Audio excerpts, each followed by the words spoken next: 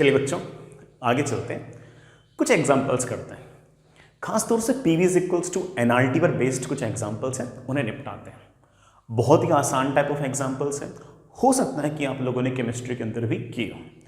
अगर आपने केमिस्ट्री में ये सवाल पहले से कर रखे हैं तो आप स्किप भी कर सकते हो, कोई मस्ट नहीं है। ठीक है, तो चलिए सवाल सुनिए। पहला सवाल, बेटा हमारे पास दो कंटेनर हैं, आइडेंटिकल कंटेनर है, दोनों का वॉल्यूम सेम है। आइडेंटिकल कंटेनर्स हैं इस तरह से,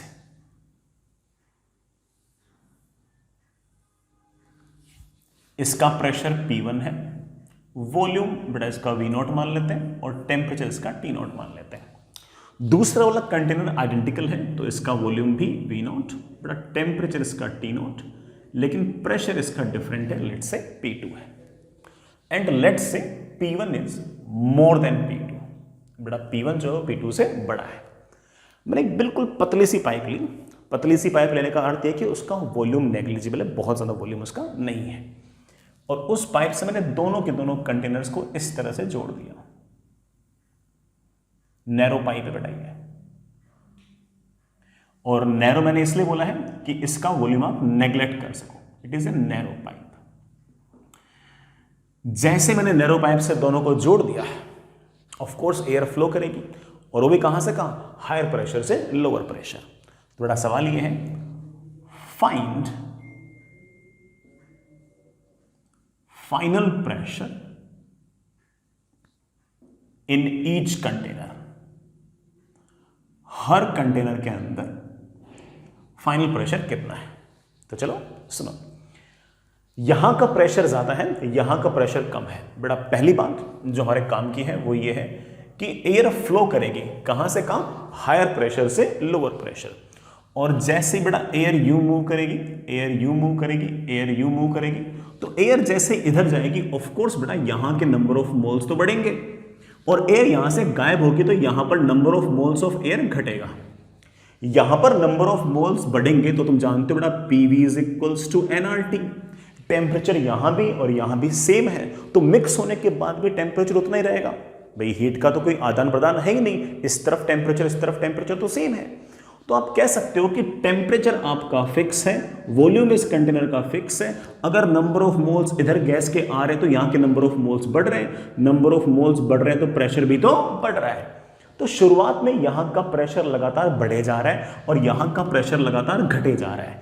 ऐसे ही अगर लगातार इसका प्रेशर बढ़ता गया और इसका प्रेशर लगातार घटता गया तो एक टाइम ऐसा आएगा जब दोनों साइड में प्रेशर हो जाएगा सेम। जैसे दोनों साइड्स में प्रेशर सेम हो गया उसके बाद हवा का आना जाना हो गया है बंद। That's it. तो एक बात बिल्कुल तय हो गई है कि इसका प्रेशर P1 से घटकर P हो गया है और इसका प्रेशर P2 से बढ़कर P हो गया है, और दोनों तरफ जैसे ही प्रेशर सेम हो गया उसके बाद हवा का आना जाना बंद हो गया, अब हवा नहीं जाएगी। तो चलिए बेटा अब एक छोटा सा काम करना है, हमें दोनों तरफ सिर्फ और सिर्फ मोल्स कंजर्व करने हैं। सर मोल्स कैसे कंजर्व हैं, यहां पर तो number of moles of air घटे हैं, यहां पर तो number of moles of air बढ़े हैं। बेटा भले ही एक तरफ घटे हो एक तरफ बढ़े हो, लेकिन पूरे सिस्टम के नंबर ऑफ मोल्स तो फिक्स है। इसके पास शुरुआत में नंबर ऑफ मोल्स थे, क्या फॉर्मूला होता है बेटा नंबर ऑफ मोल्स का, pressure volume upon R into T plus इसके पास शुरुआत में नंबर ऑफ मोल्स है, प्रेशर वॉल्यूम R T, बाद में इसका प्रेशर हो गया P, वॉल्यूम है V0 R T, बाद में यहां का प्रेशर भी बेटा कितना हो गया P, वॉल्यूम कितना हो गया V0 R T। ठीक है बेटा, आपका RT RT RT RT बेटा क्या हो गया cancel, V0 V0 V0 V0 बेटा कैंसिल, और प्रेशर की बेटा वैल्यू हमारे पास बड़े आराम से आ गई है, that is P1 P2 upon 2। हमारे पास बेटा प्रेशर की वैल्यू आ गई है P1 प्लस P2 अपॉन 2। तो एक तरफ से नंबर ऑफ मोल्स बढ़ेंगे बेटा, एक तरफ से नंबर ऑफ मोल्स घटेंगे, और जो फाइनल प्रेशर होगा it will be simply P1 plus P2 upon 2।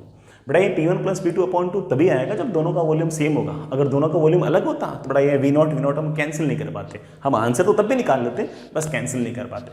तो इसलिए ऐसा नहीं कि हमको रिजल्ट याद कर लेंगे, हम तो सिर्फ और सिर्फ ये याद किए कि इस तरह के सवाल के अंदर सिर्फ और सिर्फ मोल्स कंजर्व करने। शुरुआत में इसके पास नंबर ऑफ मोल्स प्लस इसके पास number of moles is equals to बाद में इसके पास नंबर ऑफ मोल्स प्लस इसके पास नंबर ऑफ मोल्स, बस मोल्स कंजर्व किए और कुछ नहीं किया। रिजल्ट को याद रखने वाला लायक नहीं है। ठीक है, आगे चलते हैं। चलिए बच्चों एक सवाल और करते हैं। ठीक है, सवाल बेटा ऐसे कि आपके पास ये एक कंटेनर है जिसका प्रेशर शुरुआत में P0 है, वॉल्यूम V1 है और टेम्परेचर इसका 300 केल्विन है। Fair enough. ये एक दूसरा कंटेनर है, इसका प्रेशर शुरुआत में P0 है, वॉल्यूम V2 है और टेम्परेचर बड़ा इसका 300 केल्विन है। दोनों तरफ बड़ा प्रेशर शुरुआत में सेम है। एक नैरो पाइप से बड़ा मैंने दोनों को जोड़ दिया। नैरो बोला गया पाइप को, इट मींस दैट कि हम उस पाइप का वॉल्यूम नेग्लिजिबल मान सकते हैं। शुरुआत में दोनों तरफ प्रेशर सेम है, इसलिए बड़ा ऑफ कोर्स एयर ना तो इधर से इधर आएगी ना इधर से इधर आएगी। लेकिन मैंने क्या किया कि जो राइट साइड में जो आपके पास कंटेनर था उसको हीट किया और उसका टेम्परेचर 300 से बढ़ाकर 500 केल्विन किया। तो जैसे मैं यहां का टेम्परेचर बढ़ाऊंगा यहां के मॉलिक्यूल्स और फास्टली मूव करेंगे, और फास्टली मूव करेंगे तो प्रेशर यहां का बढ़ जाएगा। फास्टली मूव करेंगे तो दीवारों से बड़ा फास्टली टकराएंगे, दीवारों पर ज्यादा स्पीड से टकराएंगे तो दीवार का प्रेशर बढ़ेगा। ऑफ कोर्स टेम्परेचर बढ़ाओगे तो प्रेशर तो बढ़ेगा। जैसे ही यहां का प्रेशर बढ़ेगा we know that air flows from higher pressure to lower pressure, तो एयर जाएगी इधर की तरफ। एयर जैसे इधर की तरफ जाएगी इसके नंबर ऑफ मोल्स घटेंगे, इसके नंबर ऑफ मोल्स बढ़ेंगे, पूरे सिस्टम के नंबर ऑफ मोल्स उतने के उतने ही रहेंगे। राइट हैंड साइड में ये जो 300 केल्विन है ये हम फिक्स रख रहे हैं, और राइट हैंड साइड में हम 500 केल्विन फिक्स रख रहे हैं। तो बड़ा सवाल लिखिएगा। Initially, both containers have temperature 300 Kelvin. Then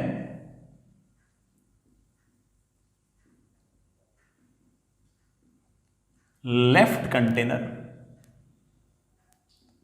is maintained, बेटा मेंटेन्ड मतलब हम जानबूझ के 300 केल्विन रख रहे हैं, is maintained eight 300 kelvin and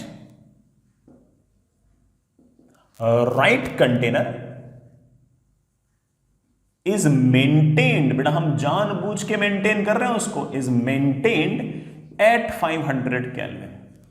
बेटा दूसरे वाला जिसका टेम्परेचर पहले 300 था उसका 500 कर दिया और 500 का 500 रखेंगे हम, अदरवाइज बेटा नंबर ऑफ मोल्स इधर जाएंगे तो इसका टेम्परेचर घटना चाहेगा, लेकिन हम बेटा किसी एक्सटर्नल हीट के जरिए इसका टेम्परेचर 500 केल्विन ही रख रहे हैं। ये सवाल में गिवन है। प्रेशर P0 शुरुआत वाले गिवन है, वॉल्यूम V1 V2 गिवन है। फाइंड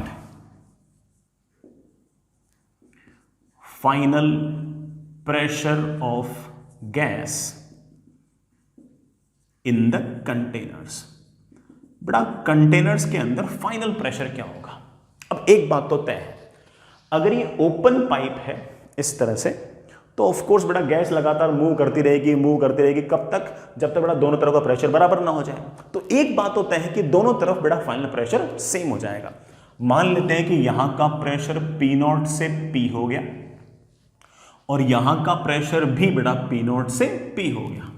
यहां का प्रेशर भी बढ़ा है और यहां का प्रेशर भी बढ़ा है। यहां का प्रेशर बढ़ने के पीछे कारण यह है कि यहां का आपने टेम्परेचर बढ़ाया है, और यहां का प्रेशर कैसे बढ़ गया, यहां का टेम्परेचर तो पहले भी 300 था अब भी 300 था। तो आप कहोगे सर ऑब्वियस बात है कि यहां से गैस के मॉलिक्यूल्स इधर आए हैं और यहां के नंबर ऑफ मोल्स बढ़े, और अगर नंबर ऑफ मोल्स बढ़े तो ज्यादा नंबर ऑफ गैसेस पार्टिकल्स हैं दीवार से टक्कर करने के लिए, और नंबर ऑफ मोल्स बढ़ेंगे तो प्रेशर तो बढ़ेगा ही। Fair enough. तो हमारे पास अब कह सकते हैं कि अगेन बेटा हमारा वही कॉन्सेप्ट, कौन सा, मोल कंजर्वेशन। इसके पास शुरुआत में जो नंबर ऑफ मोल्स है that is P0 V1 upon RT। इसके पास शुरुआत में, बिल्कुल शुरुआत में, P0 V2 अपॉन RT। बड़ा शुरुआत में तो यहां का टेम्परेचर और यहां का टेम्परेचर सेम था, प्रेशर भी सेम था। बाद में क्या हुआ, यहां का pressure P, volume V1 RT, sorry बेटा प्रेशर P हो गया है, यहां का प्रेशर P, वॉल्यूम बेटा V R, टेम्परेचर कितना बेटा, टेम्परेचर है 500। मैंने सिर्फ और सिर्फ मोल्स कंजर्व किए कि शुरुआत में सिस्टम के पास जितने नंबर ऑफ मोल्स थे, अब भी सिस्टम के पास नंबर ऑफ मोल्स उतने के उतने ही होने चाहिए। बेटा कुछ कैलकुलेशन आसान कीजिए, कैंसिल बेटा। हमारे पास यहां पर आ गया P0 V1 plus V2 upon 3 is P upon 15 5 times V1 plus 3 times V2। बेटा फाइनल प्रेशर की बेटा मेरे पास वैल्यू होगी 5 times P0 V1 plus V2 upon बेटा 5 times V1 plus 3 times V2।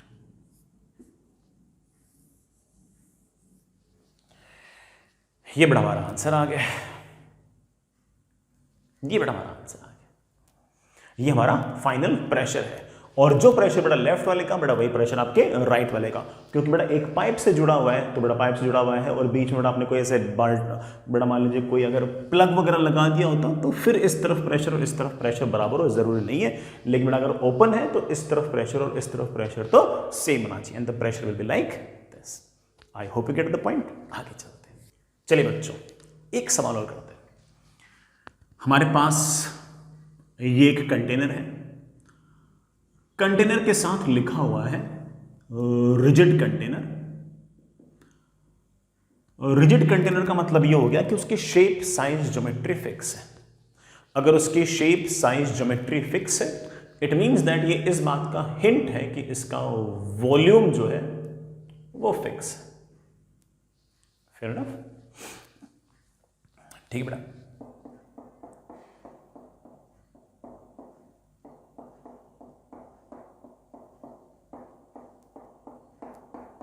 ठीक है, सवाल में गिवन है कि अगर हम इसका टेम्परेचर 1 डिग्री सेल्सियस बढ़ाते हैं, मैंने किसी तरह से बड़ा इसको हीट किया और हीट करके मैंने इसका टेम्परेचर 1 डिग्री सेल्सियस बढ़ा दिया, इंक्रीज कर दिया।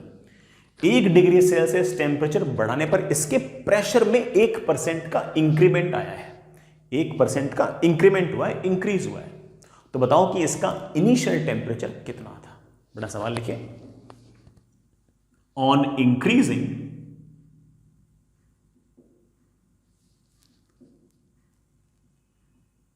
Temperature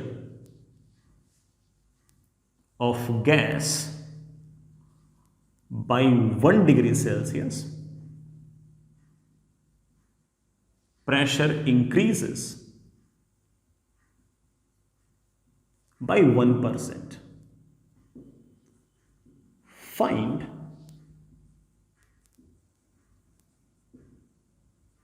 actual temperature of gas. बड़ा गैस का एक्चुअल टेम्परेचर कितना है ये बताइए। वेरी इजी, हम जानते हैं कि pressure, volume, number of moles और टेम्परेचर किस तरह से रिलेटेड है। PV is equals to nRT। सवाल की अगर लैंग्वेज देखें तो ऑफ कोर्स वॉल्यूम फिक्स है, नंबर ऑफ मोल्स आपने एक्स्ट्रा ऐड नहीं किए, आपने प्रेशर जो इंक्रीज किया वो टेम्परेचर को इंक्रीज करने से हुआ है। तो नंबर ऑफ मोल्स आपके फिक्स है, R आपका फिक्स है। टेम्परेचर को बढ़ाया तो ऑफ कोर्स प्रेशर बढ़ गया। टेम्परेचर बढ़ने पर प्रेशर कैसे बढ़ता है इसका बेसिक लॉजिक भी आप जानते हो। आप कहोगे सर टेम्परेचर जैसे मैंने बढ़ाया गैसेस मॉलिक्यूल्स फास्टर दौड़ने लग गए, और गैसेस मॉलिक्यूल्स अगर फास्टर दौड़ने लग गए तो कंटेनर की दीवारों से ज्यादा स्पीड से टकराएंगे, ज्यादा स्पीड से टकराएंगे तो फोर्स ज्यादा होगा, फोर्स ज्यादा होगा तो ऑब्वियस बात है कि प्रेशर भी ज्यादा होगा। तो बड़ा कहानी ये है, हम जानते हैं कि पहले प्रेशर P था, अब 1% बढ़ गया, मतलब पहले P था 1 पर %, 1/100 बढ़ गया है। तो अब नया वाला प्रेशर हो गया है 1.01 P। और कैसे बढ़ा कि पहले टेम्परेचर अगर T था तो अब टेम्परेचर आपका हो गया T+1। सर ये T+1 कैसे लिख दिया? आपको केल्विन में लिखना चाहिए। बड़ा चेंज इन टेम्परेचर चाहे डिग्री सेल्सियस में लिखो चाहे केल्विन में लिखो, एक ही बात है।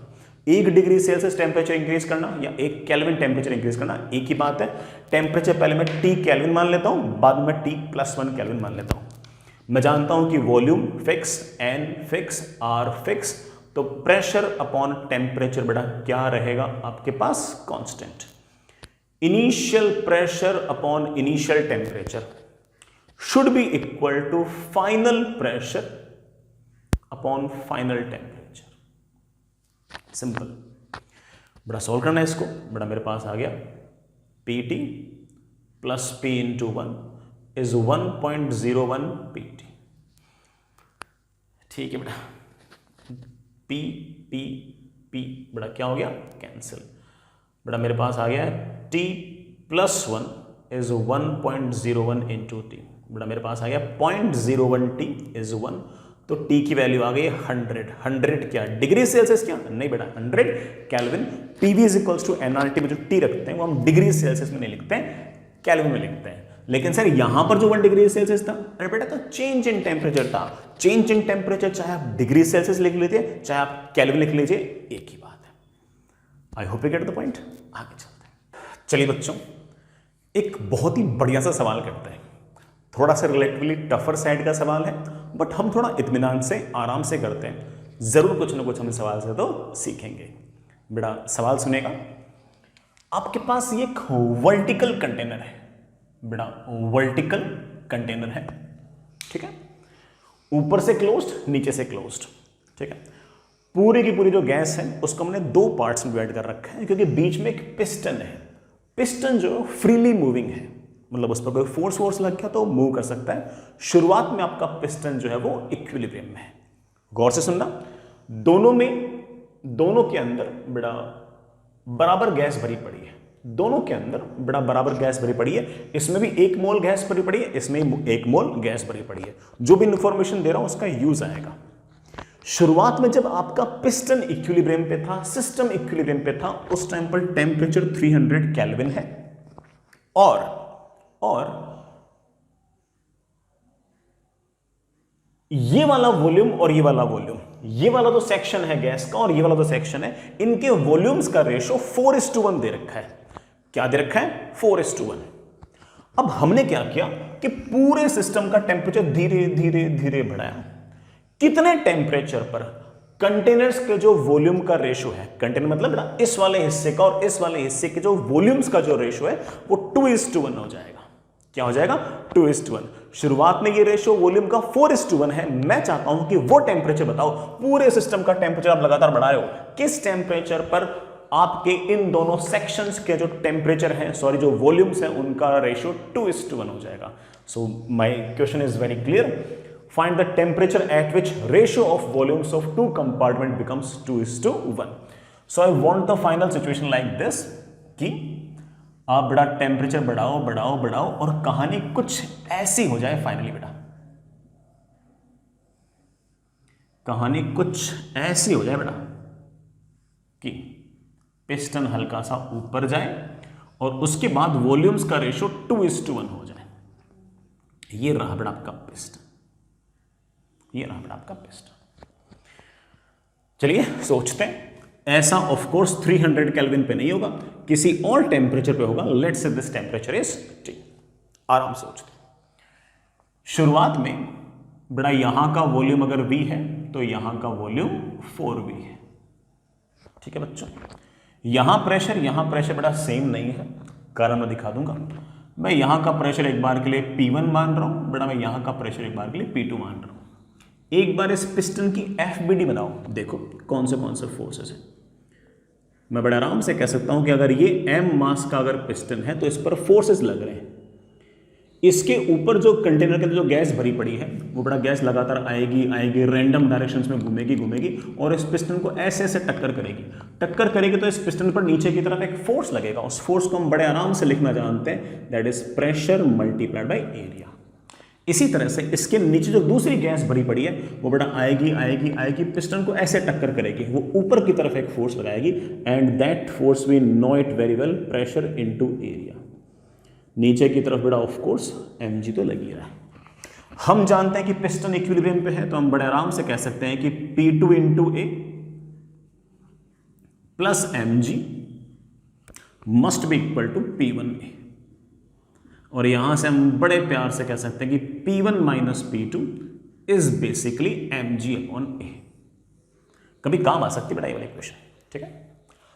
बाद में यहां का वॉल्यूम अगर v डैश तो यहां का वॉल्यूम 2v डैश, क्योंकि बड़ा वॉल्यूम इस कंटेनर का जो रेशियो है वो 1:2 दे रखा है। पूरे सिस्टम का वॉल्यूम पहले 5v था, अब पूरे सिस्टम का वॉल्यूम आपके पास 3 टाइम्स v डैश है। ऑफ कोर्स मेरी इक्वेशन काम आएगी। प्रेशर भी बड़ा चेंज हो गए होंगे, यहां का प्रेशर मैं मान लेता हूं P2 डैश और यहां का प्रेशर मान लेता हूं P1 डैश, ठीक है। ये P1 डैश P2 डैश हम बड़े आराम से सोच लेंगे। अब सुनना, P1 डैश और P2 डैश में एक रिलेशन तो मैं इस बात का निकाल सकता हूं कि इसमें नंबर ऑफ मोल्स और इसमें नंबर ऑफ मोल्स सेम है, एंड वी नो दैट कि number of moles is basically PV upon RT। तो इसका PV upon RT should be equal to इसका PV अपॉन RT। इसका pressure P2 dash into volume 2v dash upon RT।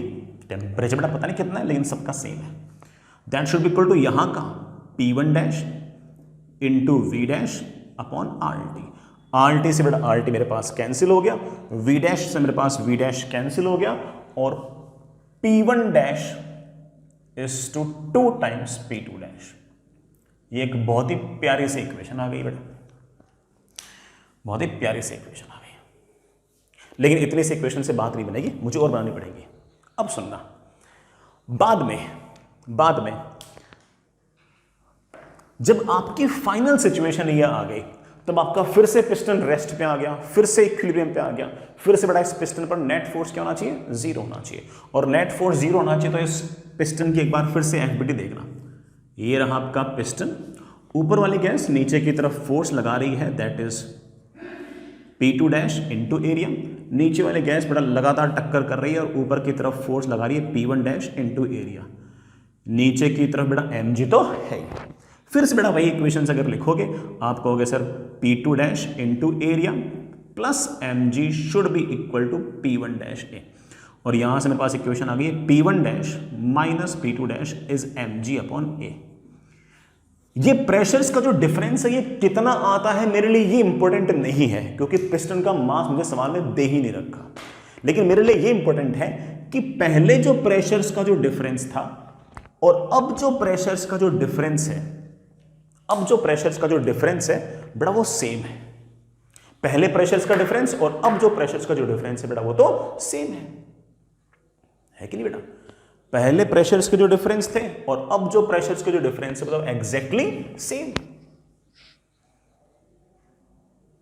पहले आपका P1 minus P2 और अब आपका जो P2 dash minus P1 dash बड़ा वो एग्जैक्टली सेम है कि नहीं। समझ रहे इस बात को, पहले प्रेशर का डिफरेंस और अब जो प्रेशर का जो डिफरेंस है वो तो एग्जैक्टली सेम। तो इससे हम किसी रिजल्ट पर पहुंच सकते हैं बेटा, बहुत ही बढ़िया से एक रिजल्ट पर पहुंच सकते हैं, और वो रिजल्ट इस तरह से बनेगा। सुनना बेटा, वो रिजल्ट इस तरह से बनेगा। हम ऐसा रिलेशन बना सकते हैं कि अगर यहां का प्रेशर है P1 डैश, यहां का प्रेशर है बेटा P2 डैश, तो ये वाला जो प्रेशर है बेटा इससे दुगना है। तो मैं एक बात बोल सकता हूं, मैं ज्यादा वेरिएबल्स क्यों खींचूं, मैं ऐसे बोल दूं कि बेटा अगर यहां का प्रेशर है P डैश तो मेरे प्यारे बच्चों यहां का प्रेशर है 2P dash. Temperature same, number of mole same, तो ऑफ कोर्स इसके पास अगर वॉल्यूम है आधा तो प्रेशर होगा दुगना। सीधा बेटा इस रिलेशन को काम ले सकते हैं। वही काम बेटा मैं यहां भी लगा सकता हूं, दोनों में नंबर ऑफ मोल सेम, दोनों में टेम्परेचर सेम, इसके मुकाबले इसके पास वॉल्यूम है 4 गुना, तो इसके मुकाबले इसके पास प्रेशर है 4 गुना। तो पक्की बात है कि बेटा अगर यहां का प्रेशर आएगा P तो बेटा यहां का प्रेशर आएगा 4P। आई रियली होप बेटा वाली बात समझ गए होंगे। भाई R सेम है, T सेम है, नंबर ऑफ मोल सेम है, तो P इंटू V भी सेम होना चाहिए। इसके मुकाबले इसके पास वॉल्यूम 4 गुना है, तो इसके मुकाबले इसके पास प्रेशर 4 गुना होना चाहिए। तो इसका प्रेशर P तो इसका प्रेशर 4P। इन दोनों की अगर बात करें तो again number of mole same है, टेम्परेचर सेम है, तो इसके मुकाबले अगर इसके पास वॉल्यूम है आधा तो इसके मुकाबले इसके पास प्रेशर होगा आधा। और हम जानते हैं कि इस प्रेशर का जो डिफरेंस है, बड़ा बोलना, इन प्रेशर का डिफरेंस और इन प्रेशर का डिफरेंस क्या होना चाहिए? सेम।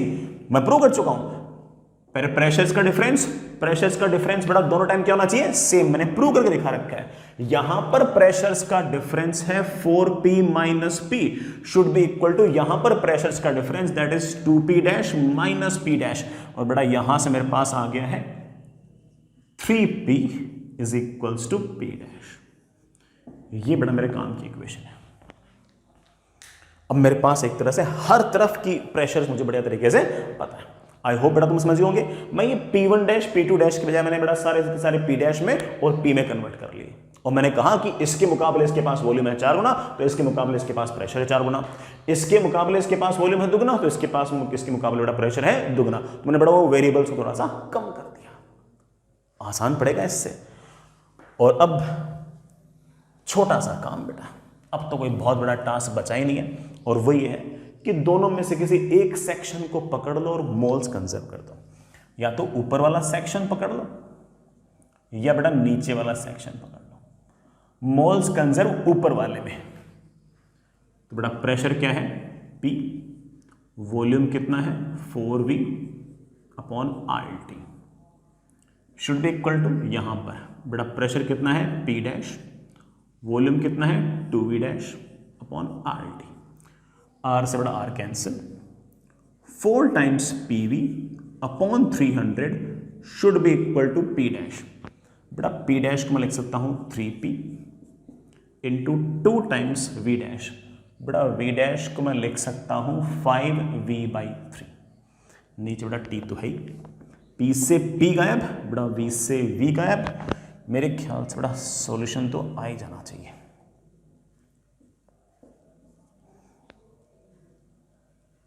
ठीक है बच्चों, मेरे पास बेटा शायद टेम्परेचर की वैल्यू आ गई है। कितनी आ गई बेटा? 3 इंटू 5, 3 इंटू 5 इंटू 100 अपॉन 2, बेटा 750 केल्विन। तो ये होना चाहिए बेटा 715 केल्विन। तो आई रियली होप बेटा सवाल समझ में आ गया होगा। हमने यहाँ पर कौन से कॉन्सेप्ट यूज किए बेटा, समझ तो आ गया। सबसे इंपॉर्टेंट बेटा हमने यहाँ पर ये कॉन्सेप्ट यूज किया कि दोनों में R सेम, बेटा दोनों में टेम्परेचर सेम, दोनों में नंबर ऑफ मोल सेम, तो प्रेशर और वॉल्यूम इनवर्सली प्रोपोर्शनल होंगे। बेटा बाकी वो पिस्टन वाला फंडा तो समझ आ गया कि उसका mg/a फोर्स नीचे की तरफ लग रहा था, तो इस कारण से पहले वाला प्रेशर डिफरेंस और बाद वाला प्रेशर डिफरेंस बेटा आपका सेम था। बाद में आपने सिर्फ और सिर्फ मोल्स कंजर्व किए, और मोल्स कंजर्व करते हमारे पास बढ़िया से अच्छे से आंसर आ गया। आई hope you get the point. आगे चलिए बच्चों, नेक्स्ट इज बैरोमीटर। बैरोमीटर ऐसा इंस्ट्रूमेंट है जो एटमॉस्फेरिक प्रेशर को मेजर करने के काम आता है, और बहुत कुछ हमारे फिजिक्स के जो फंडे हैं उन पर बेस्ड है। तो चलिए बेटा सुनिएगा। बैरोमीटर जो है it is used to find atmospheric pressure। Barometer का जो मेन यूज है वो एटमॉस्फेरिक प्रेशर को मेजर करना है। कैसे बेटा ये एटमॉस्फेरिक प्रेशर को मेजर करने का यूज होता है बेटा देखिएगा। सबसे पहले बेटा आप एक कंटेनर लीजिए, जिस कंटेनर के अंदर मोस्ट प्रेफरेबली बेटा आप मरकरी यूज करें। मरकरी जो है वो लिक्विड भी है और अच्छी खासी डेंस है, वाटर के मुकाबले 13.6 टाइम्स डेंस है, इसलिए बेटा हम मरकरी यूज करते हैं। जितना ज्यादा आप डेंस लिक्विड यूज करोगे आपके लिए एक्सपेरिमेंट करना उतना ही आसान होगा। कारण हम देख लेंगे। थ्योरेटिकली ऑफ कोर्स बेटा आप वाटर भी यूज कर सकते हो, कोई दिक्कत नहीं है। मरकरी जो है बेटा उसकी डेंसिटी 13,600 kg पर मीट्रिक क्यूब है ऑन एन एवरेज। ठीक है बेटा। अब आप एक ट्यूब लीजिए, ट्रांसपेरेंट ट्यूब जो ऊपर से ओपन हो, नीचे से बेटा क्लोज्ड हो। और इस ट्यूब को जैसे मैंने कहा कि बेटा ऊपर से तो ओपन है और नीचे से आपका ये क्लोज्ड। ठीक, इस पूरे को पूरे को पूरे को पूरे को पूरे को पूरे को पूरे को पूरे को पूरे को मर्क्यूरी से भर दीजिए। ठीक है ना, पूरे को मर्क्यूरी से भर दीजिए।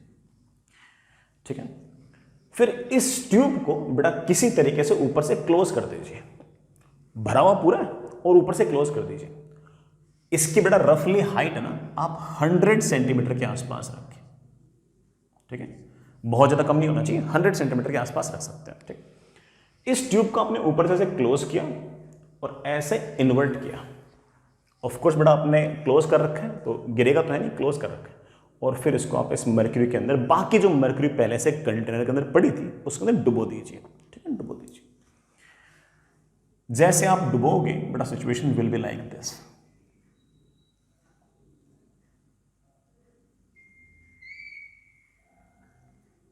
बेटा सुनिएगा क्या कहानी है।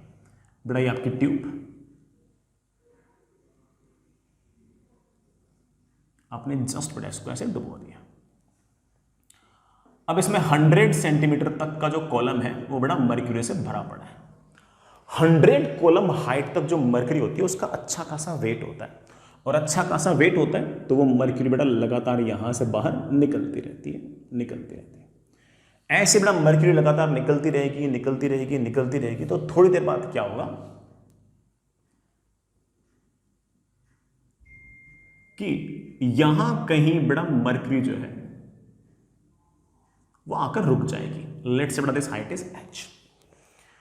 अब ऑफ कोर्स बेटा यहां से मर्क्यूरी निकल गई, यहां पर कुछ एंटर तो हो नहीं पाया, तो यहां पर तो कोई एयर है ही नहीं, यहां पर तो कोई एयर है ही नहीं, कोई एयर नहीं है। इसका मतलब यहां पर वैक्यूम है। और अगर यहां पर वैक्यूम है तो ऑब्वियस बात है कि यहां के अंदर गैसेस मॉलिक्यूल्स ही नहीं है, और अगर अंदर गैसेस मॉलिक्यूल्स ही नहीं है तो अंदर पक्की बात है बेटा प्रेशर कितना है, 0। अंदर बेटा आपका प्रेशर 0 है। यहां तक की बात समझ आ गई। अब सुनना बेटा, बाहर प्रेशर 0 नहीं है, बाहर तो एयर मॉलिक्यूल्स है, बेटा प्रेशर हर जगह रहेगा। बाहर का प्रेशर बेटा मैं एक बार मान लेता हूं कि जो गैसेस मॉलिक्यूल्स है उनके कारण प्रेशर होगा P एटमॉस्फेरिक। बेटा क्या होगा, P एटमॉस्फेरिक। यहां प्रेशर P एटमॉस्फेरिक, यहां प्रेशर P एटमॉस्फेरिक, यहां प्रेशर P एटमॉस्फेरिक, यहां प्रेशर P एटमॉस्फेरिक। लिक्विड के अंदर सेम हॉरिजॉन्टल लेवल पर प्रेशर सेम रहता है। लिक्विड में सेम हॉरिजॉन्टल लेवल पर प्रेशर सेम रहता है। तो यहां पर प्रेशर P एटमॉस्फेरिक, तो मेरे प्यारे बच्चों यहां पर भी प्रेशर P एटमॉस्फेरिक। अब जरा यहां से लेकर यहां तक जो मर्क्यूरी कॉलम के अंदर पड़ी है इसकी FBD बनाओ, इसकी फ्री बॉडी डायग्राम बनाओ, देखो कैसे बनती है। तो मेरे ख्याल से इतने से रीजन के अंदर जो मर्क्यूरी भरी पड़ी है,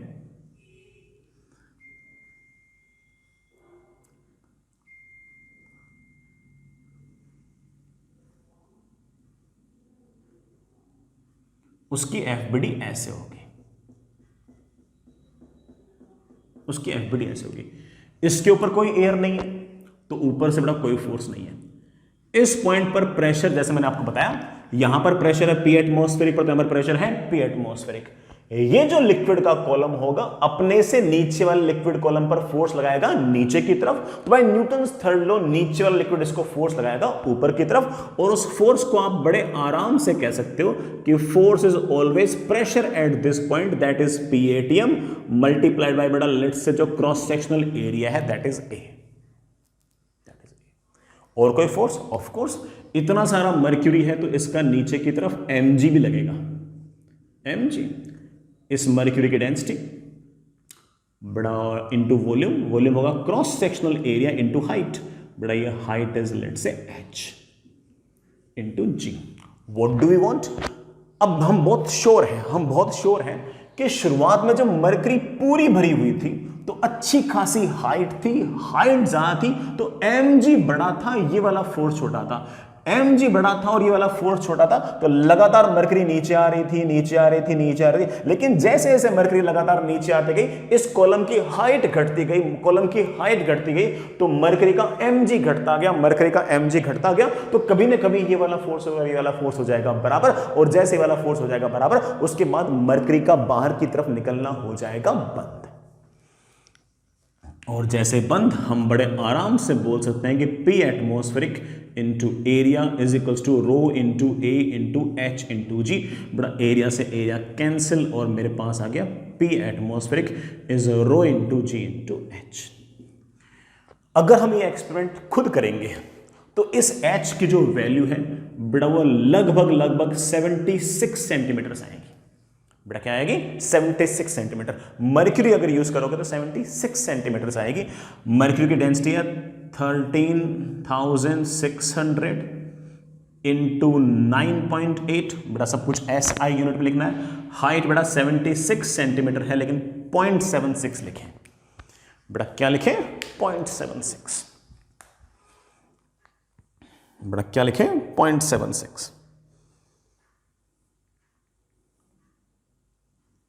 ठीक है बेटा, मल्टीप्लाई करूं?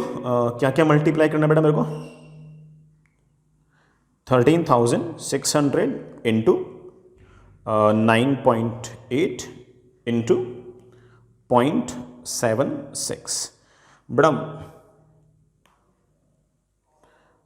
13,600 into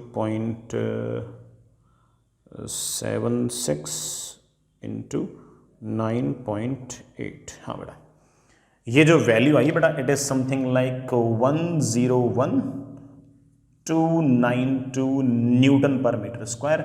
it can also be written as 1.01 into 10⁵ बेटा देख लो, 1 2 3 हाँ into 5 newton per metre square. ये जो 1.01 into 10⁵ newton per metre square है, it is also known as, बेटा तुम्हें सिखा चुका हूं,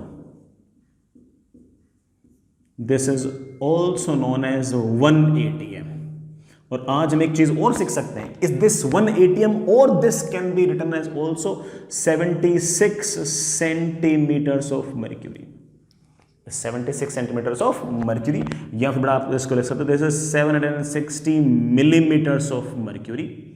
हालांकि बेटा 1 मिलीमीटर ऑफ मर्क्यूरी को हम 1 टॉर भी कहते हैं, तो आप इसको 760 टॉर्स भी कह सकते हो।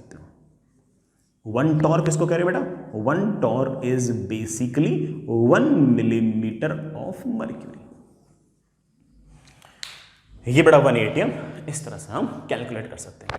अलग अलग हाइट्स पर बड़ा प्रेशर थोड़ा बहुत डिफरेंट हो सकता है। मैं आपको क्लास में सिखा चुका हूं कि अगर हम बहुत ज्यादा हाइट पर जाएंगे तो प्रेशर कम होगा, तो वहां पर प्रेशर कितना होगा उसके लिए अगेन ये एक्सपेरिमेंट कर सकते हो। वहां पर मर्क्यूरी की जो हाइट है बेटा वो 76 सेंटीमीटर से कम आएगी, तो 76 सेंटीमीटर से हाइट कम आएगी तो प्रेशर भी आपका कम आएगा। तो अलग अलग बड़ा हाइट्स पर अलग अलग प्रेशर हो सकते हैं। And by this barometer, this instrument barometer, we can easily find what will be the pressure at a point. किसी भी पॉइंट पर एटमॉस्फेरिक प्रेशर कितना होगा हम बड़े आराम से बेटा बैरोमीटर से निकाल सकते हैं।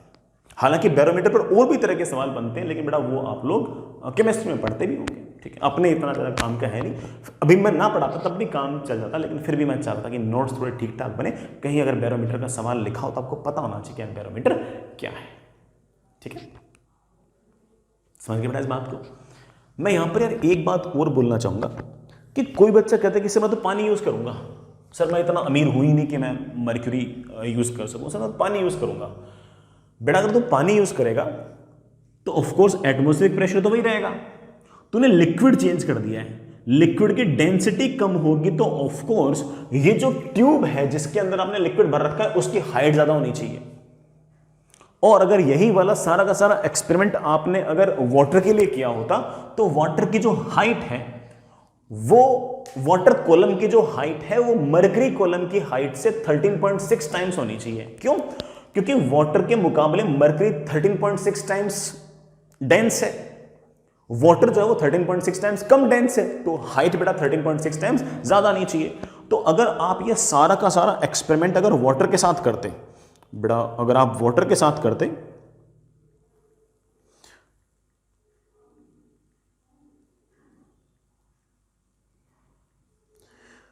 तो बेटा 10.3 मीटर। अगर आपने ये सारा का सारा एक्सपेरिमेंट अगर हमने मर्क्यूरी की बजाय अगर वाटर की जगह किया होता तो जिस हाइट पर आकर बेटा वाटर का कॉलम रुक जाता वो आता 13.6 इंटू 0.76 मीटर। बेटा मेरे ख्याल से 10.33 मीटर्स के आसपास आएगा। और इसी कारण से आप समझ गए होंगे कि बेटा हम वाटर यूज़ क्यों नहीं करते। बेटा वाटर अगर यूज़ करेंगे तो जो ट्यूब आप ले रहे हो बेटा वो 11 मीटर टाइप होनी चाहिए, लगभग 11 मीटर के आसपास हाइट होनी चाहिए। पूरे को पानी से भरूंगा फिर पानी का लेवल लगातार नीचे आएगा और 10.33 के आसपास आके बेटा वाटर का लेवल रुक जाएगा। फिर हम रो इंटू जी इंटू एच कर पाएंगे। वाटर का जो रो है कम तो ज़्यादा हाइट तक बेटा पानी भरेगा। आई hope you get the point. तो हम वाटर भी यूज कर सकते हैं थ्योरेटिकली तो, लेकिन आप इस बात को समझ गए होंगे कि उस पूरे एक्सपेरिमेंट को करना हल्का सा मुश्किल रहता है क्योंकि आपकी ट्यूब की जो हाइट है वो 11 मीटर्स के आसपास होनी चाहिए। फिर बड़ा उसमें से पानी नीचे आएगा, फिर 10.3 मीटर के आसपास आके पानी का लेवल स्टेबल हो जाएगा। यहाँ पर आपने 1 मीटर की जो हाइट की जो ट्यूब थी उससे काम चला लिया तो ऑफकोर्स 1 मीटर की हाइट की जो ट्यूब है उसको मैनेज करना आसान है और बड़ा 11 मीटर हाइट की ट्यूब को मैनेज करना मुश्किल है। तो यही एक कारण है कि हमने मर्क्यूरी यूज किया और वाटर यूज नहीं किया। ठीक है, तो ऐसा नहीं कि हम वाटर यूज नहीं कर सकते हैं, थ्योरेटिकली तो कर ही सकते हैं, प्रैक्टिकली थोड़ा सा हमारे लिए मुश्किल रहता है। ठीक है, आगे चलते हैं। चलिए बच्चों एक एग्जांपल और करते हैं। आपके पास इस तरह का एक कंटेनर है और इस कंटेनर में हमने 2 कंपार्टमेंट्स टाइप बना रखे हैं। बीच में एक मूवेबल पिस्टन है, ऐसा पिस्टन है जो मूव कर सकता है। ठीक है, ये आपका कंटेनर है। कंटेनर की जो टोटल लेंथ है वो आपके पास 60 सेंटीमीटर्स है और ये जो बीच में मूवेबल पिस्टन है ये इधर से 20 और इधर से 40 बीच में ऐसा ही आ गई है। पिस्टन जो है वो स्मूथ है, कोई फ्रिक्शन वगैरह नहीं है। डाइथर्मिक है। डाइथर्मिक वर्ड हमें ढंग से पता होना चाहिए, हो सकता है कि बार बार ये वाला वर्ड हमारे सामने आए। डाइथर्मिक का मतलब ये है कि ये पिस्टन के अंदर से, इस पिस्टन के अंदर से हीट आ जा सकती है of course from higher temperature to lower temperature. तो डाइथर्मिक का मतलब है कि हमारा जो पिस्टन है it allows flow of heat. बेटा ये वर्ड याद रखोगे ना, डाइथर्मिक कहीं भी लिखा हुआ है तो क्या अर्थ निकालना है कि it allows the flow of heat and of course the heat will flow from higher temperature to lower temperature. दोनों ही साइड बेटा गैसेस भरी पड़ी है, एक तरफ बेटा 400 केल्विन है, एक तरफ आपका 100 केल्विन है। पिस्टन आपका मूवेबल है, कोई फोर्स लग गया तो मूव कर जाएगा। सवाल में क्या लिखा है पढ़ते हैं। Initially pressure is same of both the gases. Both the gases मतलब बेटा ऑफ कोर्स पिस्टन के लेफ्ट में और राइट में जो गैसेस है उनमें इनिशियल प्रेशर सेम है। Find the displacement of piston till it again achieves equilibrium. फिर से जब इक्विलिब्रियम आएगा तब तक पिस्टन कितना चलेगा, हमारा ये सवाल है।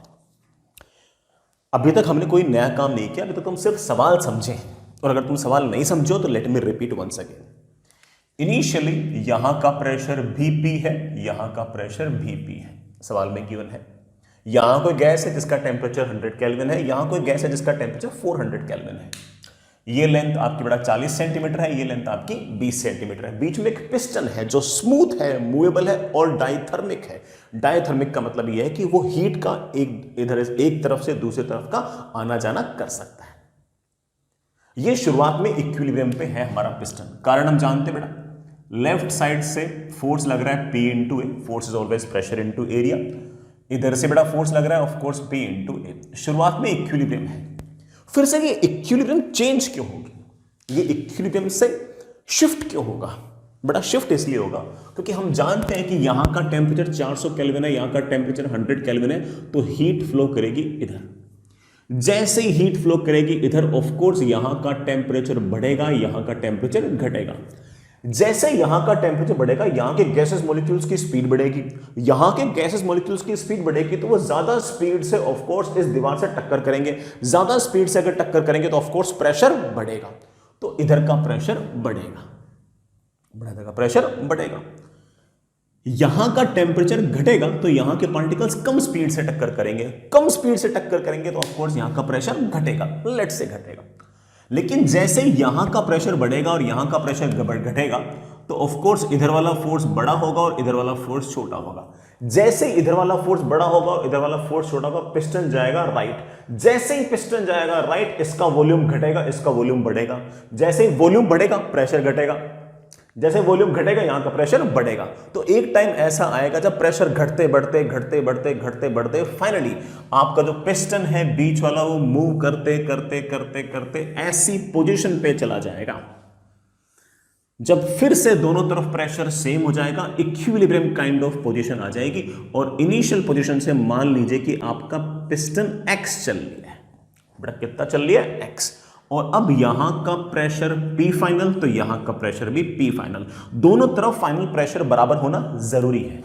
क्यों जरूरी है? क्योंकि इधर से फोर्स और इधर से फोर्स बड़ा क्या होना चाहिए? सेम। लेकिन ये इक्विलिब्रियम पोजीशन इसलिए आ गई है क्योंकि हीट इधर से फ्लो करते करते करते करते करते एक टाइम ऐसा आएगा जब यहां का टेम्परेचर और यहां का टेम्परेचर बराबर हो जाएगा। जैसे दोनों तरफ का टेम्परेचर बराबर हो गया, अब हीट का आना जाना हो गया है बंद, और अब आ गई है आपके पास एक तरह से steady state.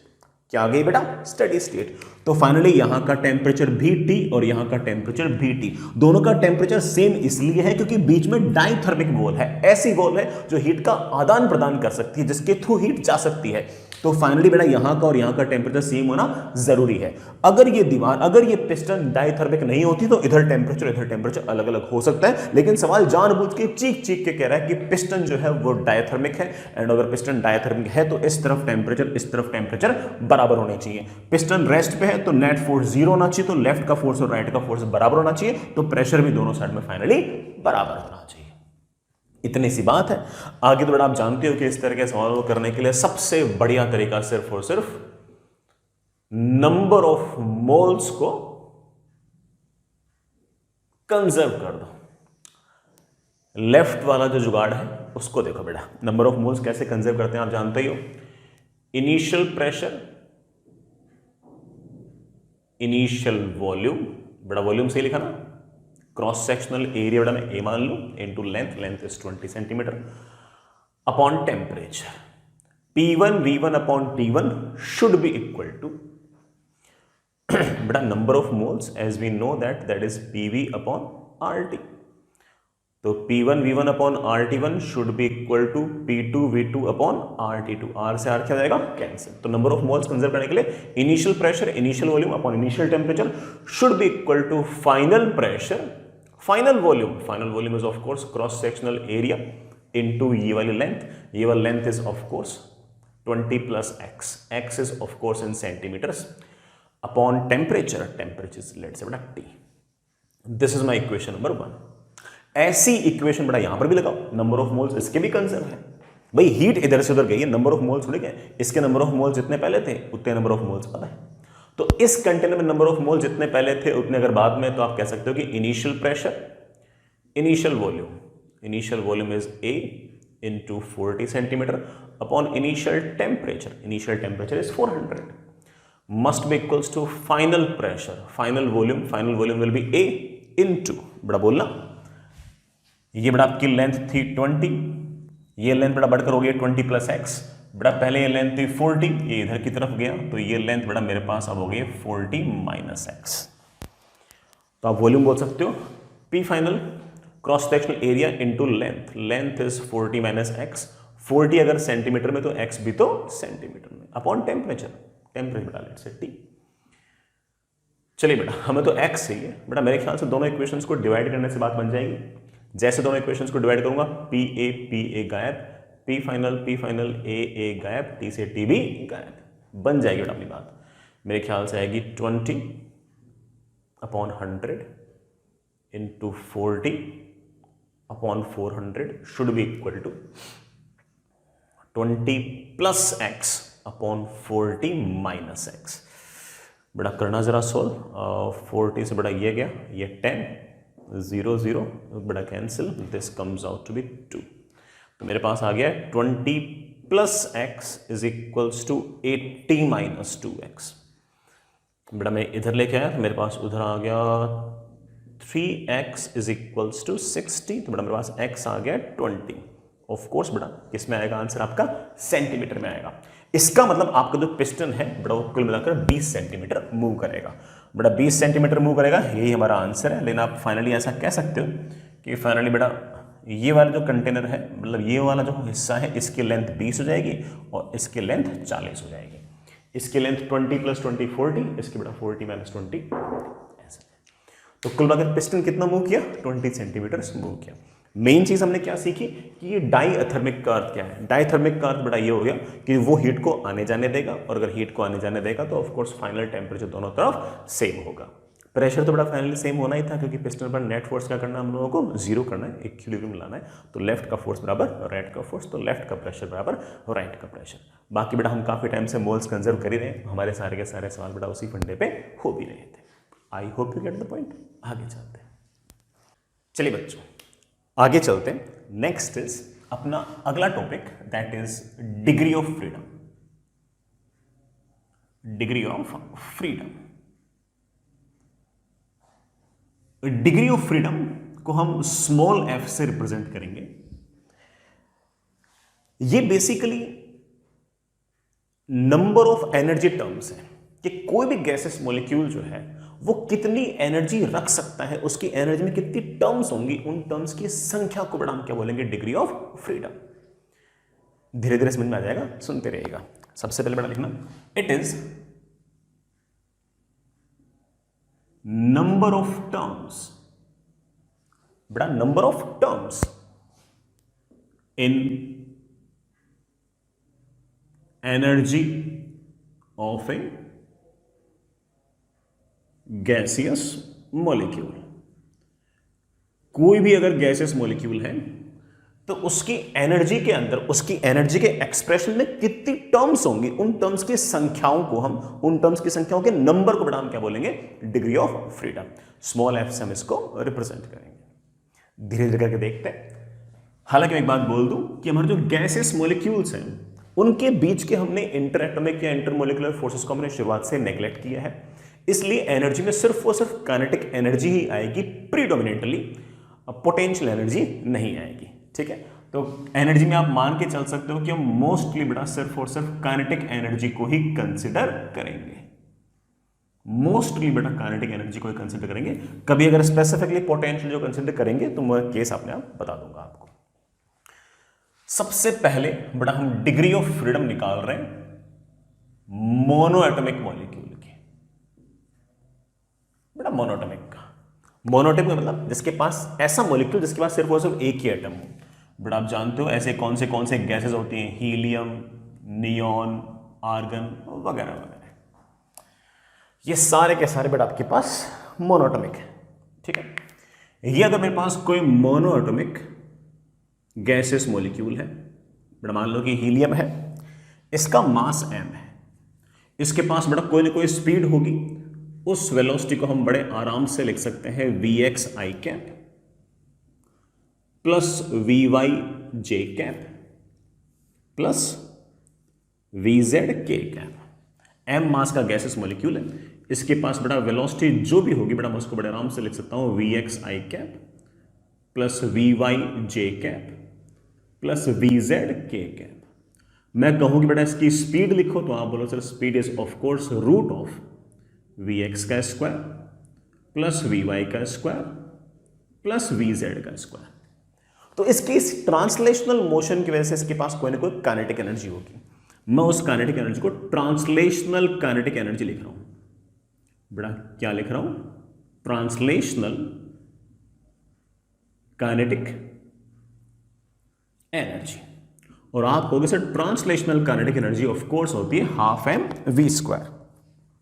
This V square can be written as half M V X का square plus half M V Y का square plus half M V Z का स्क्वायर। इंपॉर्टेंट ये नहीं कि काइनेटिक एनर्जी कितनी है, इंपॉर्टेंट ये है कि इस काइनेटिक एनर्जी में कितनी टर्म्स है। आप बोलो सर एक टर्म, दो टर्म, तीन टर्म, कुल मिलाकर तीन टर्म्स है।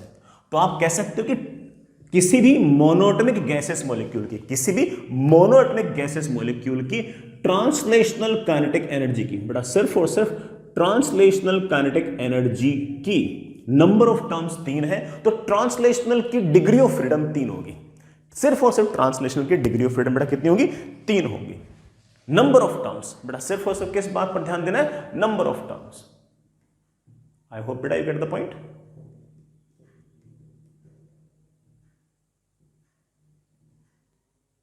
ठीक है, सिर्फ और सिर्फ नंबर ऑफ टर्म्स। इसी तरह से बच्चा बोले कि सर सिर्फ और सिर्फ ट्रांसलेशनल काइनेटिक एनर्जी हो सकती है क्या? सर क्या ये गैसेस मॉलिक्यूल घूम नहीं सकता क्या? बेटा घूम तो सकता है यार, और अगर घूम सकता है तो मैं ऐसा कह सकता हूं कि एक्स एक्सिस के अबाउट हो सकता है कि इस गैसेस मॉलिक्यूल के पास कोई ना कोई एंगुलर वेलोसिटी हो ओमेगा एक्स। हो सकता है कि वाई एक्सिस के अबाउट इसके पास कोई ना कोई एंगुलर वेलोसिटी हो ओमेगा वाई। हो सकता है कि जेड एक्सिस के अबाउट इसके पास एंगुलर वेलोसिटी हो ओमेगा जेड। तो कोई बच्चा जिद करेगा तो कहेगा कि सर मैं इसकी रोटेशनल काइनेटिक एनर्जी भी लिखना चाहूंगा। तो मैं उसे कहूंगा बेटा रोटेशनल काइनेटिक एनर्जी अगर तू लिखने की जिद ही कर रहा है तो तू लिखेगा half I about X axis omega about X axis का स्क्वायर, यही तो होता है ना formula, plus half I about Y axis into omega about Y axis का square, plus I about Z axis I about Z axis into omega about Z axis का square. ये मेरे पास 3 टर्म्स है रोटेशनल काइनेटिक एनर्जी की। लेकिन मेरा कोई भी समझदार बच्चा बोलेगा कि सर ये तीनों के तीनों टेंडिंग टुवर्ड जीरो है, ये लगभग लगभग जीरो है। और लगभग लगभग जीरो इसलिए है क्योंकि ये जो गैसेस मॉलिक्यूल है ये तो मोनोटॉमिक है, एक एटम है, और एक्सिस तो वहीं से पास हो रही है। और अगर एक्सिस वहीं से पास हो रही है, इस पॉइंट मास से अगर पास हो रही है, तो इसका मोमेंट ऑफ इनर्शिया तो क्या होगा? Zero. Moment of inertia X axis के अबाउट भी जीरो होगा, moment of inertia Y axis के अबाउट भी जीरो होगा, और moment of inertia Z axis के अबाउट भी जीरो होगा। मैं ये नहीं कह रहा कि गैसेस मॉलिक्यूल ऐसे ऐसे घूम नहीं सकता, ऐसे ऐसे घूम नहीं सकता, ऐसे ऐसे घूम नहीं सकता, घूम सकता है, लेकिन मोमेंट ऑफ इनर्शिया बहुत छोटा आएगा। और अगर मोमेंट ऑफ इनर्शिया बहुत छोटा आएगा तो बेटा जी रोटेशनल की जो काइनेटिक एनर्जीज होंगी वो बहुत बहुत बहुत कम होंगी। और इस कारण से मैं ऐसा कह सकता हूं कि रोटेशन के कारण किसी प्रकार की कोई डिग्री ऑफ फ्रीडम नहीं होगी। बट डिग्री ऑफ फ्रीडम है क्या? टर्म्स की संख्या। यहां पर तो ये भी जीरो, ये भी जीरो, ये भी जीरो। रोटेशनल की एनर्जी, रोटेशनल काइनेटिक एनर्जी की तो एक भी टर्म नहीं है। तो आप बड़े आराम से कह सकते हो कि जो भी मोनो एटॉमिक गैस है उसकी डिग्री ऑफ फ्रीडम ट्रांसलेशनल की और रोटेशनल की मुझे जोड़नी पड़ेगी। ट्रांसलेशनल की 3 रहेगी, रोटेशनल की 0 रहेगी। मोनो एटॉमिक की डिग्री ऑफ फ्रीडम बेटा कितनी रहेंगी? 3। There will be 3 terms of degree of freedom of mono atomic. I hope you will remember. बेटा याद तो रहेगा। आगे चलते हैं, चलिए बच्चों आगे चलते हैं। हमने जिस तरह से बेटा मोनो एटॉमिक देखा वैसे ही अब डाई एटॉमिक भी देखते हैं।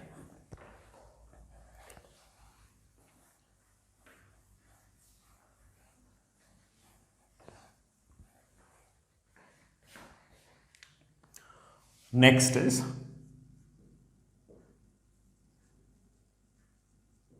डायटोमिक।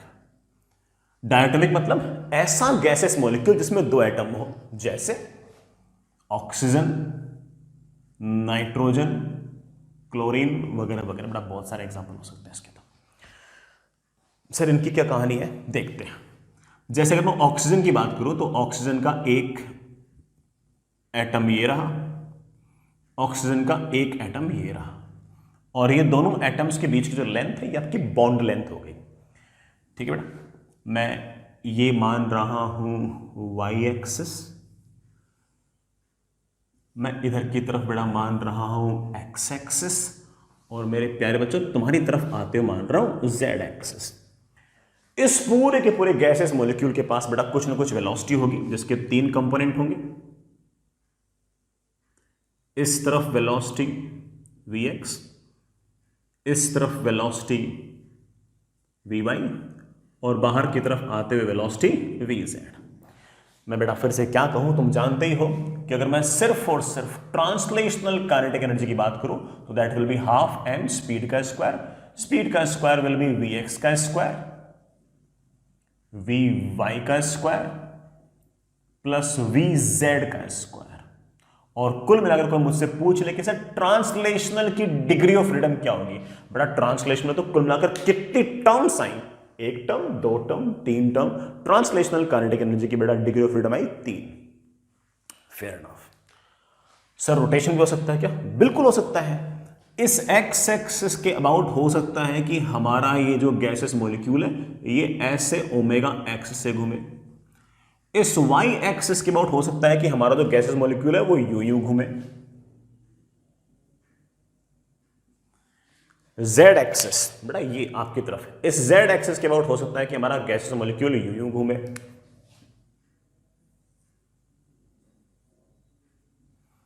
तो हमारे पास रोटेशनल काइनेटिक एनर्जी भी हो सकती है, and rotational kinetic energy will be half I about X axis into omega about X axis का square, half I about Y into omega about Y axis का square, half I about Z axis into omega about Z axis का square. ये तीन terms आ गई।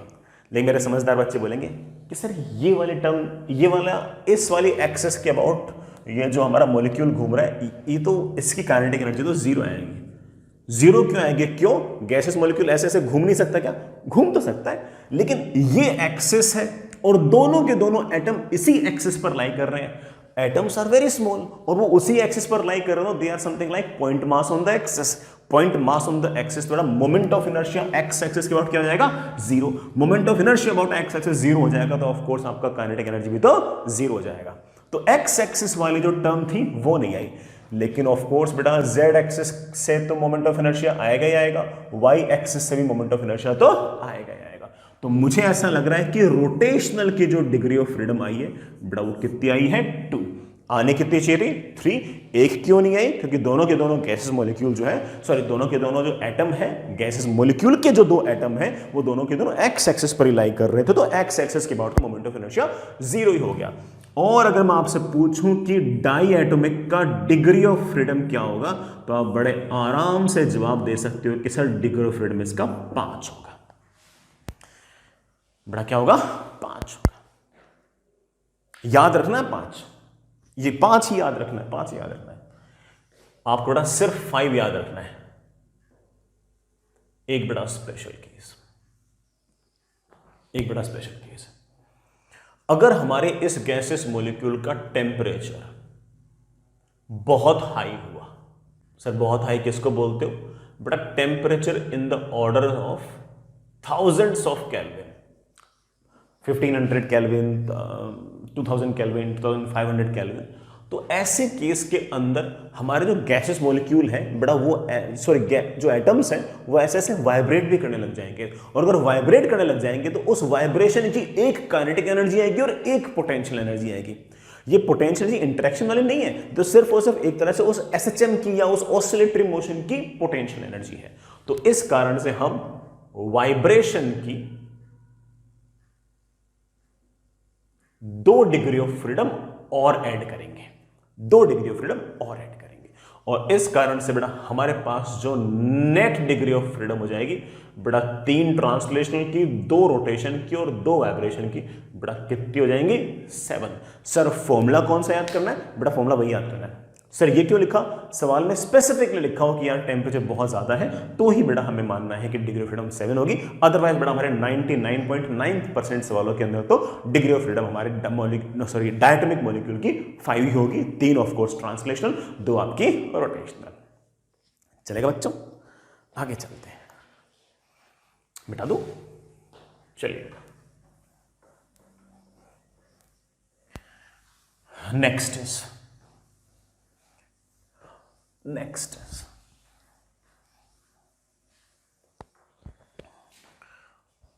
सुनिए बेटा,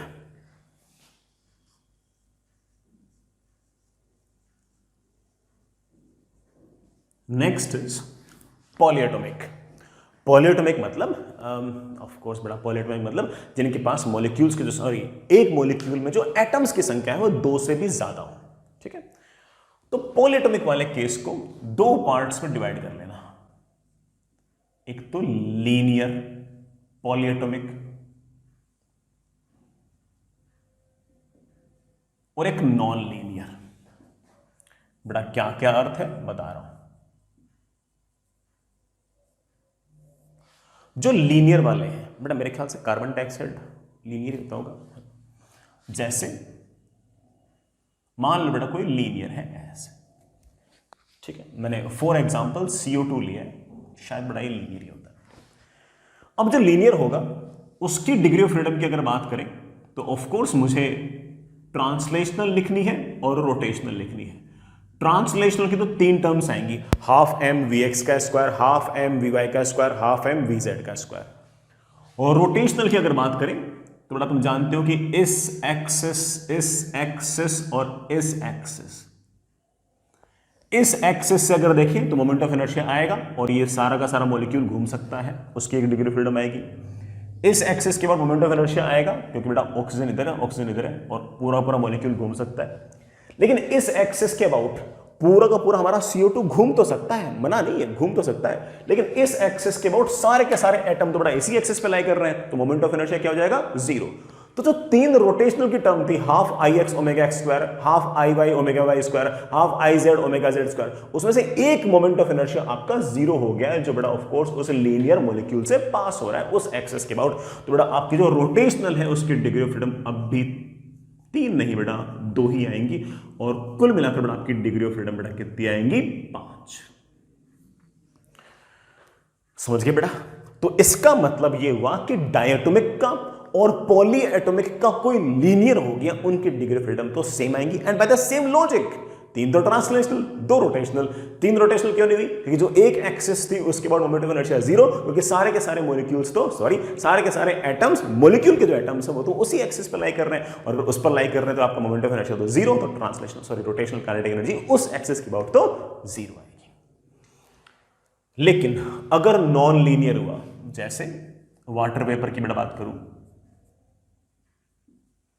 ammonia हो गया वगैरह वगैरह, इनकी बातें करें तो बड़ा ऑफ कोर्स अगर ये वाई एक्सिस, ये एक्स एक्सिस एंड लेट से बड़ा ये जेड एक्सिस, इस बार एक्स एक्सिस के अबाउट मोमेंट ऑफ इनर्शिया 0 नहीं है। अगर ये एच यहां होता, एच यहां होता, तब मोमेंट ऑफ इनर्शिया 0 होता।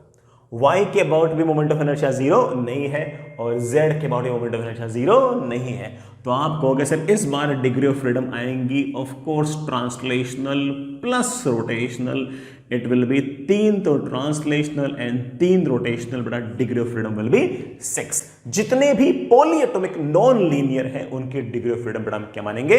6। हाँ, एक बात और बोल दो बेटा, अगर सवाल में सिर्फ लिखा हुआ है कि पॉली एटॉमिक है तो बच्चा कंफ्यूज होता है कि सर लीनियर मानना है या नॉन लीनियर मानना है। Until and unless stated, we always consider the polyatomic to be non-linear. अगर सवाल में अदरवाइज नहीं लिखा हुआ कि वो पॉलीएटॉमिक लीनियर है, तब तक बड़ा हमेशा पॉलीएटॉमिक को नॉन लीनियर ही मानेंगे। और ऐसा नहीं कि सिर्फ और सिर्फ मेरे वाले सवालों में ऐसा है, चाहे किसी भी स्टैंडर्ड बुक के सवाल देख लो, किसी भी कोचिंग का मटेरियल देख लो, चाहे जेईई मेन के सवाल देख लो, चाहे आईआईटी एडवांस का सवाल देख लो, पॉलीएटॉमिक बोल रखा है तो नॉन लीनियर मान के ही आंसर निकालते हैं। हाँ, लिखा ही हो कि पॉलीएटॉमिक लीनियर तो हम पॉलीएटॉमिक लीनियर मान लेंगे, हमें कॉन्सेप्ट तो पता ही है। कॉन्सेप्ट में तो सिर्फ और सिर्फ डिग्री ऑफ फ्रीडम ही तो याद किया, कौन सा बहुत बड़ा काम किया। आई hope you get the point. आगे चलते हैं, चलिए बच्चों, next is law of equipartition. बहुत ही इंपॉर्टेंट सा लॉ है, हमारी काफी सारी जो आगे की थ्योरीज हैं, काफी सारा थर्मोडायनेमिक्स वगैरह है, वो इस लॉ पर डिपेंड करता है। इस लॉ से हम काफी सारी चीजें डिराइव करते हैं, काफी सारी चीजें सोचते हैं, समझते हैं। सुनिए ये लॉ क्या कहता है। Law of equipartition states that कि ऑन एन एवरेज एक गैसेस मॉलिक्यूल के पास हर डिग्री ऑफ फ्रीडम के कॉरेस्पॉन्डिंग बराबर एनर्जी होती है। हर डिग्री ऑफ फ्रीडम के कॉरेस्पॉन्डिंग बराबर एनर्जी होती है, चाहे वो डिग्री ऑफ फ्रीडम ट्रांसलेशनल की हो, चाहे रोटेशनल काइनेटिक एनर्जी की हो, चाहे वाइब्रेशनल की हो। So law of equipartition states that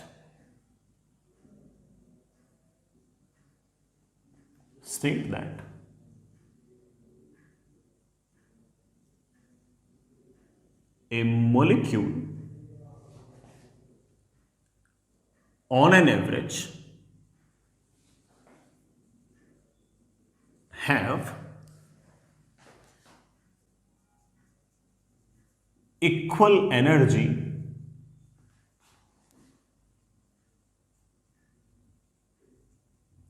corresponding to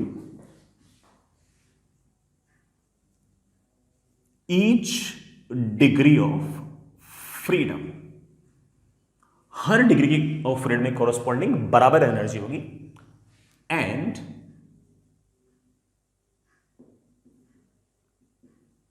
it will be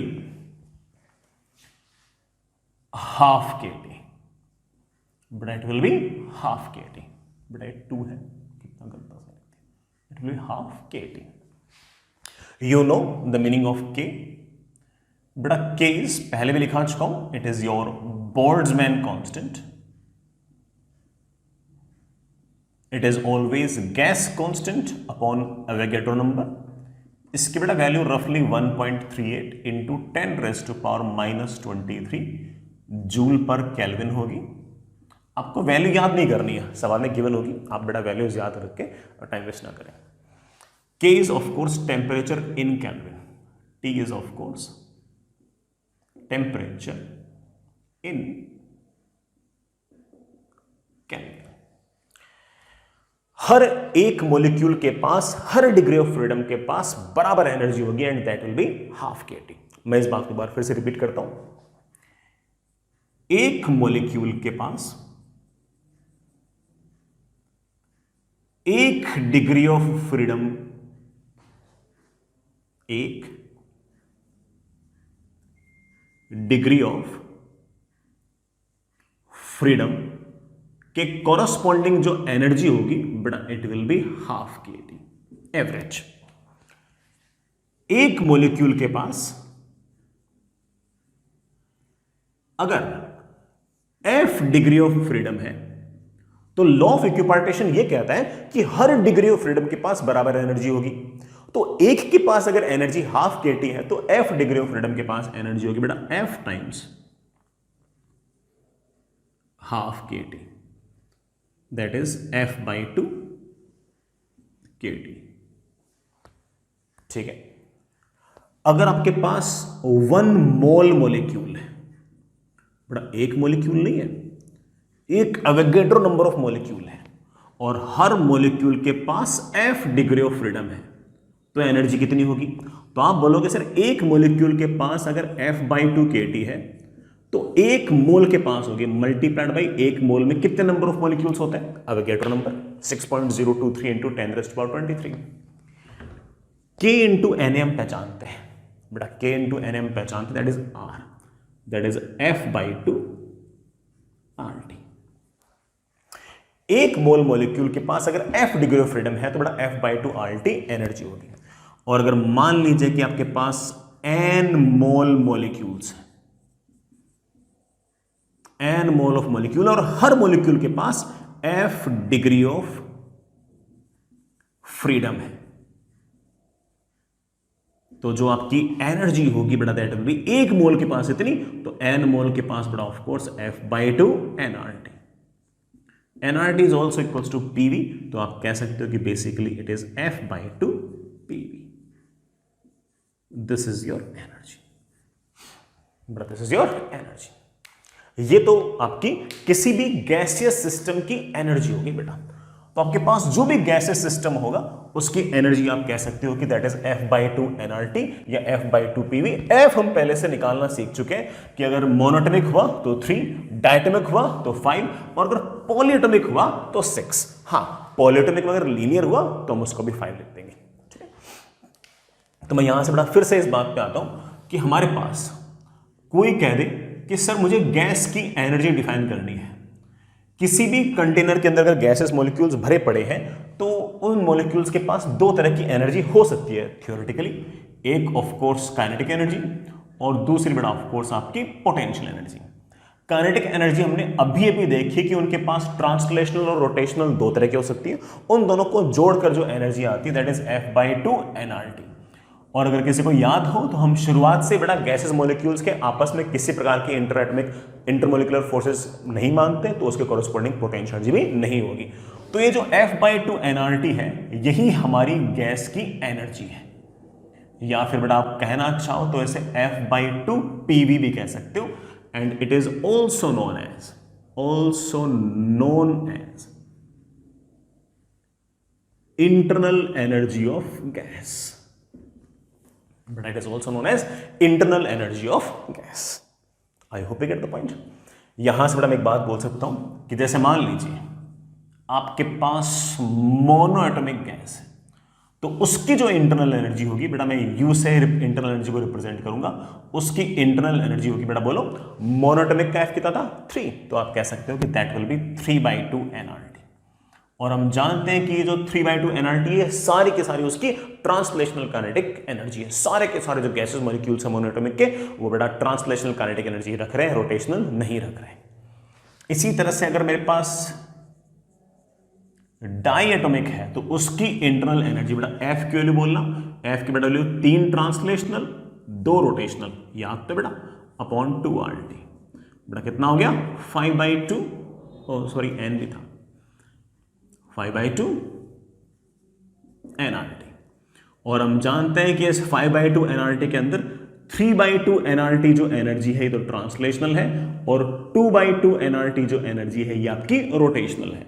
this is your translational kinetic energy बेटा, दिस इज योर, सॉरी बेटा एन भी है, this is your rotational kinetic energy. इसी तरह से आपका पॉली एटॉमिक हुआ, ऑफ कोर्स नॉन लीनियर, तो उसकी बेटा इंटरनल एनर्जी होगी 3 ट्रांसलेशनल 3 रोटेशनल, कुल मिला के 6 degree of freedom into NRT upon 2, but that is comes out to be 3 NRT, and we know that कि 3 एनआरटी इज बेसिकली 3 बाई, अरे एन वापस मिस हो गया, that is basically 3/2 NRT plus 3/2 NRT. ये 3/2 NRT तो हमेशा बेटा आपकी कौन सी होगी, ट्रांसलेशनल काइनेटिक एनर्जी, और ये बाकी 3/2 एनआरटी बेटा आपकी रोटेशनल काइनेटिक एनर्जी। तो इसी, ये जो हमारी गैसेस मॉलिक्यूल्स की काइनेटिक एनर्जी है, इसी को हम गैस की इंटरनल एनर्जी भी कह रहे हैं। हालांकि थ्योरेटिकली अगर देखें तो इस इंटरनल एनर्जी के अंदर बेटा पोटेंशियल एनर्जी भी आनी चाहिए थी, लेकिन पोटेंशियल एनर्जी हम लोगों ने जानबूझ के लिखी नहीं बेटा, लिखी नहीं, क्योंकि बेटा पोटेंशियल एनर्जी तो किसी फोर्स के कॉरेस्पॉन्डिंग होती है, और हमने जो मॉलिक्यूल्स हैं इनके बीच में फोर्स तो माने ही नहीं, और अगर फोर्स नहीं माने तो पोटेंशियल एनर्जी भी मत मानिए। ठीक है बच्चों, एक छोटा सा सवाल लिखिए बेटा, लिखिए बेटा,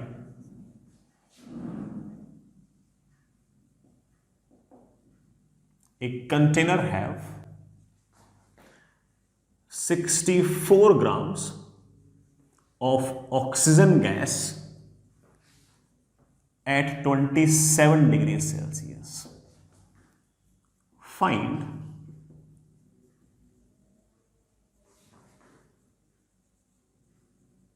इंटरनल एनर्जी ऑफ गैस। बेटा इस ऑक्सीजन गैस की इंटरनल एनर्जी बताइए।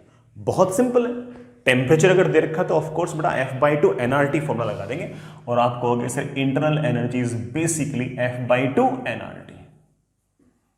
बेटा डिग्री ऑफ फ्रीडम, ऑक्सीजन है, डायटोमिक है, तो 5/2। What is number of moles? Number of moles is always mass, that is 64 grams upon molar mass. बेटा ऑक्सीजन का मोलर मास बेटा मेरे ख्याल से 32 ग्राम्स पर मोल होता होगा। बेटा मोल ऊपर चला गया, बेटा मेरे पास आ गया 2 mole, that is 2 moles. R की बेटा value of course 25/3 SI unit में 8.314 भी लिख सकते हो। Temperature must be in kelvin, 300 degree Celsius can, sorry 27 degree Celsius can be written as 300 kelvin. बेटा देखना शायद अच्छा सा है तो